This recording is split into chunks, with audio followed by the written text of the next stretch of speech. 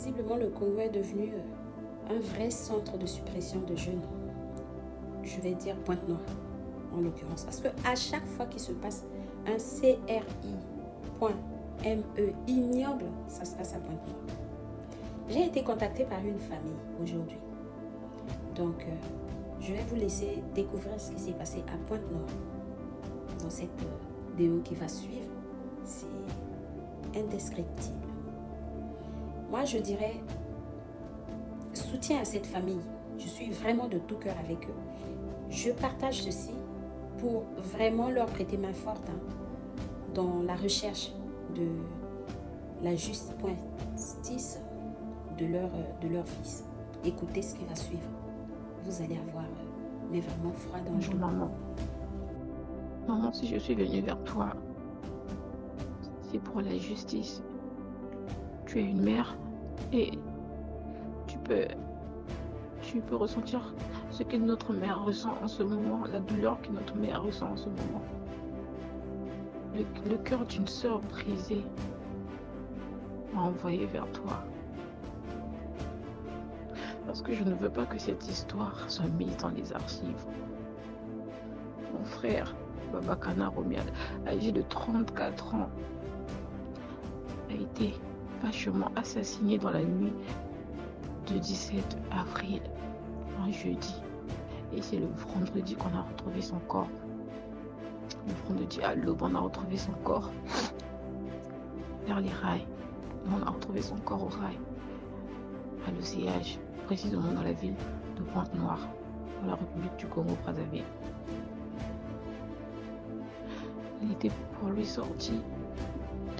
Il est allé à l'église. Il est bien sorti pour l'église. Il est revenu à la maison vers les 22h. Il avait encore reçu un coup de fil, je ne sais de qui. Je ne sais pas ce coup de fil provenait de qui. Parce qu'il avait laissé son téléphone à la maison. Et cette sortie s'avérait être une dernière sortie de non-retour. Et c'est sur le 18 qu'on découvre son corps sans vie, découpé en morceaux. Donc le corps des hommes découpé en deux. Les pieds à côté, les membres du corps à côté. Aujourd'hui, mon frère est une victime.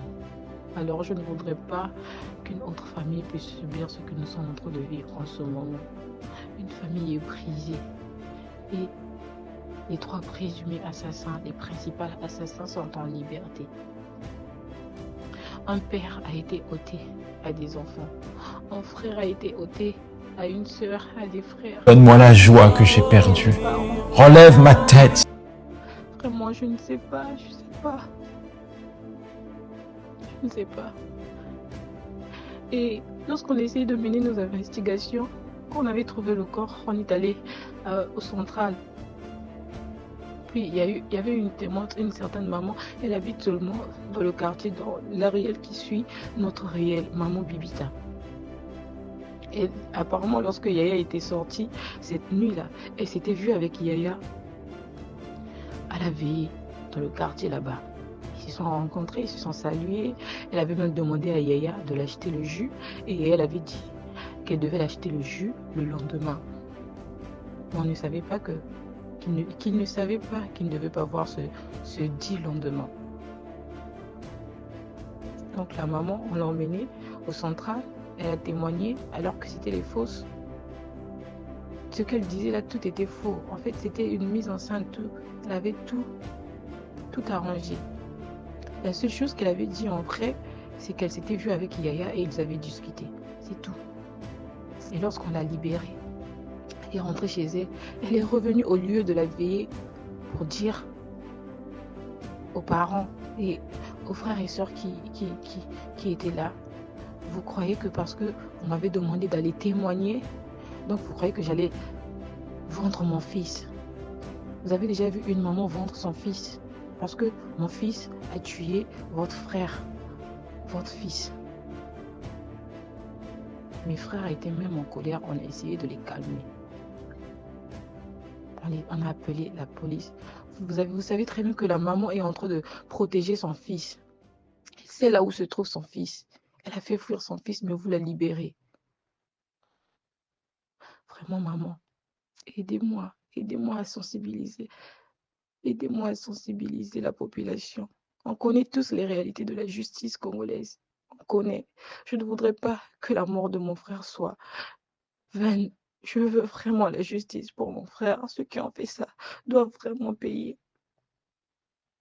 La maman, elle sait là où se trouve son fils. Elle sait. Son fils s'appelle Ardani. Et les deux autres compagnons, Harley et un certain Seth. Mais parmi eux, je pense qu'il y avait d'autres personnes. Maman, aidez-moi, aidez-nous s'il vous plaît, aidez-nous. À cette maman éplorée, à toute cette famille éplorée, je dis que Dieu vous soutienne. Parce que c'est le début d'un vrai calvaire. Je vous soutiens de loin. En tout cas, je ne peux faire que ça. Et je vous mets dans mes prières, de façon à ce que vraiment ces malfaits pointeurs soient pris, soient jugés et qu'ils payent.